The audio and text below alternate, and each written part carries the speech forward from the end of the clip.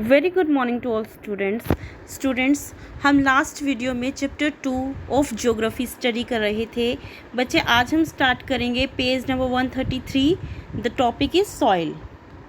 The thin layer of grainy substance covering the surface of the earth is called soil. बच्चे soil क्या होती है? अर्थ के surface पर जो ग्रेनी सब्सटेंस मतलब दानेदार जो सब्सटेंस की जो थिन लेयर होती है उसे हम सॉइल कहते हैं। It is formed because of the wear and tear of the rocks. इसका निर्माण कैसे होता है? इसका निर्माण होता है रॉक्स के मतलब चट्टानों के टूटने या उखड़ने से। Fine vegetables and animal remains called humus increase the fertility of the soil. बच्चे सॉइल की फर्टिलिटी को इंक्रीज कौन करते हैं?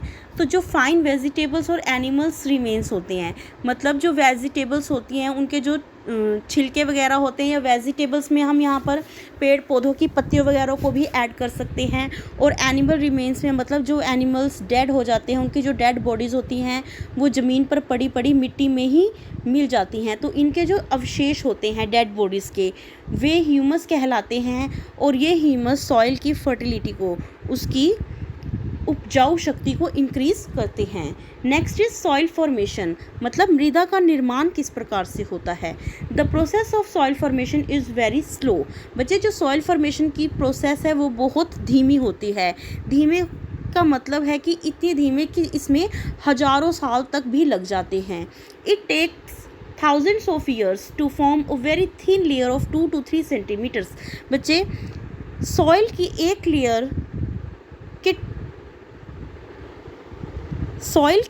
लेयर के 2 to 3 सेंटीमीटर्स की एक लेयर बनाने में भी thousands of years हजारों साल लग जाते हैं। Soil is formed under specific natural conditions.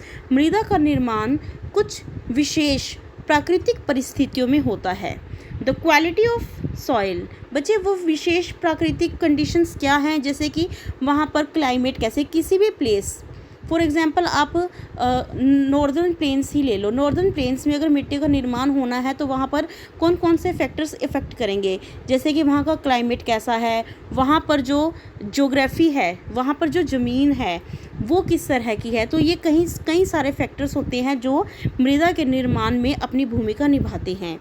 अब इसे हम आगे स्टडी करते हैं। The quality of soil differs from region to region. मिट्टी की जो क्वालिटी है वो region to region area to area differ हो जाती है, चेंज हो जाती है। जैसे कि फॉर एग्जांपल आप ले सकते हो कि नदर्न प्लेन्स में जो मिट्टी है वो उसकी क्वालिटी कुछ और है। अगर आप पंजाब हरियाणा से थोड़ा सा दूर जाकर राजस्थान में जाते हो तो वहाँ पर जो मिट्टी की क्वालिटी है वो कुछ और है। और इसी तरह से अगर आप पंजाब हरियाणा से ऊपर जाते हो जैसे कि हिमाचल प्रदेश वगैरह में जाते हो तो वहाँ पर मिट्टी की क्वालिटी कुछ और है। तो इस तरह से कहने का मतलब है कि जो मिट्टी है वो एरिया टू एरिया उसकी क्वालिटी चेंज हो जाती है। It differs in colour texture and fertility.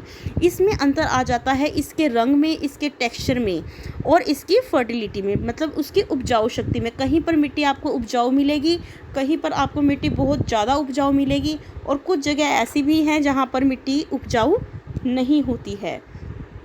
The major factors that contribute to the formation of soil are nature of the parent rock and climatic factors। जो factors मृदा के निर्माण में अपना सहयोग देते हैं वे होते हैं पेरेंट रॉक का नेचर क्या है और क्लाइमेटिक फैक्टर्स क्या हैं। But other factors too play an important role and they are as follows. परंतु इनके अलावा और भी कई फैक्टर्स होते हैं जो अपना इम्पोर्टेंट रोल प्ले करते हैं। वे फैक्टर्स हैं इस तरीके से। फर्स्ट है climatic conditions. They play a crucial role in soil formation. जो क्लाइमेटिक कंडीशंस होती हैं वो सॉइल फॉर्मेशन मृदा के निर्माण में इम्पोर्टेंट रोल प्ले करते हैं। Distribution of rainfall and seasonal temperature decide the effectiveness of weathering of rocks and humus formation. बच्चे किसी भी जगह पर रेनफॉल कितनी होती है, कम होती है या ज़्यादा होती है या बहुत ज़्यादा होती है कि वहाँ पर बाढ़ आ जाती है। और इसी तरह से सीजनल टेम्परेचर, मतलब कि वहाँ पर जो सीजनल टेम्परेचर है वो कितने, जैसे कि गर्मियों में कितनी गर्मी पड़ रही है, ज़्यादा गर्मी पड़ रही है या थोड़ी पड़ रही है। सर्दियों में कितनी ठंड पड़ रही है, ज़्यादा ठंड पड़ती है या कम ठंड पड़ती है। बारिश के दिनों में बारिश कितनी होती है, कम होती है या ज़्यादा होती है। ये सब डिसाइड करते हैं कि वहाँ पर जो पेरेंट रॉक है उसकी वेदरिंग को, मतलब कि उसके टूटने फूटने को या उखड़ने को, ये सभी फैक्टर्स इफ़ेक्ट करते हैं। एंड ह्यूमस फॉर्मेशन, और इन्हीं बातों पर डिपेंड करता है कि वहाँ पर ह्यूमस फॉर्मेशन कितना होगा। ह्यूमस फॉर्मेशन का मतलब है कि वहाँ पर जो एनिमल्स की डेड बॉडीज़ हैं या फिर वहाँ पर जो वेजिटेबल रिमेन्स हैं वो मिट्टी में मिलकर कितना टाइम लेते हैं सॉइल को फॉर्म करने में। ठीक है, नेक्स्ट है पेरेंट रॉक मटेरियल।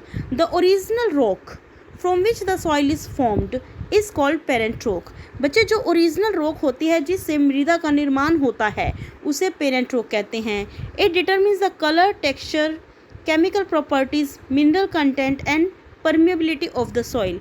बच्चे ये डिटरमिन करते हैं कि मिट्टी का रंग कैसा होगा, उसका टेक्सचर कैसा होगा, केमिकल प्रॉपर्टीज़ उसमें किस तरीके की होंगी, मिनरल कंटेंट उसमें कितना होगा और किस प्रकार का होगा, और परमिएबिलिटी ऑफ सॉइल, मतलब कि वहाँ पर जो मिट्टी होगी, परमिएबिलिटी का मतलब होता है कि सॉइल अपने अंदर से किसी भी चीज़ को गुजरने देती है या नहीं। जैसे कि मृदा में से पानी या हवा ही क्रॉस करते हैं तो वो उनको कितना क्रॉस करने देती है। अगर बच्चे मिट्टी है अगर हार्ड होगी तो पानी को या हवा को बहुत कम क्रॉस करने देगी। तो ये सब डिपेंड करता है कि वहाँ पर मिट्टी का निर्माण कब होगा, कितने टाइम में होगा, किस प्रकार की मिट्टी का निर्माण होगा। बच्चे नेक्स्ट है relief features. The altitude and nature of the slope.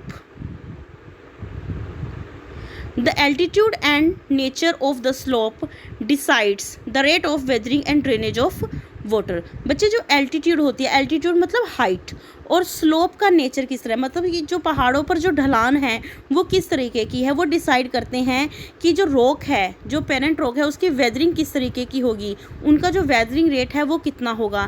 And drainage of water, और वहाँ पर जो पानी की निकासी है वो किस तरीके से होगी। On a steep slope, on a steep slope, weathered rock particles on a steep slope, weathered rock particles cannot get deposited। बच्चे जो स्टीप स्लोप्स होते हैं, बच्चे स्टीप स्लोप्स कैसी होती है, जो बिल्कुल ढलान में होती हैं, बिल्कुल तिरछी होती है, ऐसे जो ये होती हैं स्टीप स्लोप्स, मतलब कि बिल्कुल जो तिरछी होती हैं। उन स्लोप्स पर जो वेदर्ड रॉक पार्टिकल्स होते हैं, मतलब कि चट्टानों के जो उखड़े हुए पार्टिकल्स होते हैं वो कैन नॉट गेट डिपोजिटेड, वहाँ पर डिपॉजिट नहीं हो पाते हैं। How ever on flat lands, अगर हम फ्लैट लैंड्स की बात करें या फिर जेंटल स्लोप्स की बात करें, सॉइल गेट्स एक्यूमुलेटेड ईजिली, तो वहाँ पर सॉइल बहुत आसानी से एक्यूमुलेट इकट्ठा हो जाती है। तो बच्चे यहाँ से डिपेंड करता है कि अगर कहीं कोई जगह फॉर एग्जांपल पहाड़ हैं तो उनकी जो स्लोप होती है वो स्टीप होती है, वो तिरछे ढलान में होते हैं, तो वहाँ पर जो वियरिंग ऑफ रॉक्स हैं, जैसे कि चट्टानों के टुकड़े हैं, उसके जो उखड़े हुए पार्ट्स हैं वो वहाँ पर इकट्ठे नहीं हो पाएंगे, तो वहाँ पर मृदा का निर्माण होने में बहुत ज़्यादा समय लगेगा। अगर हम फ्लैट लैंड्स की बात करें तो वहाँ पर कुछ भी है, कोई भी पार्टिकल्स हैं, रॉक पार्टिकल्स हैं, तो वो वहाँ पर एक्यूमुलेट बहुत आसानी से हो जाते हैं, वहाँ पर बिछ जाते हैं, तो वहाँ पर मृदा का निर्माण कम समय में होगा। तो इस तरह से रिलीफ फीचर पर भी डिपेंड करता है कि मृदा का निर्माण कितने समय में होगा और किस प्रकार से होगा और कैसे मृदा का निर्माण वहाँ पर होगा। नेक्स्ट टॉपिक है बच्चे ह्यूमस।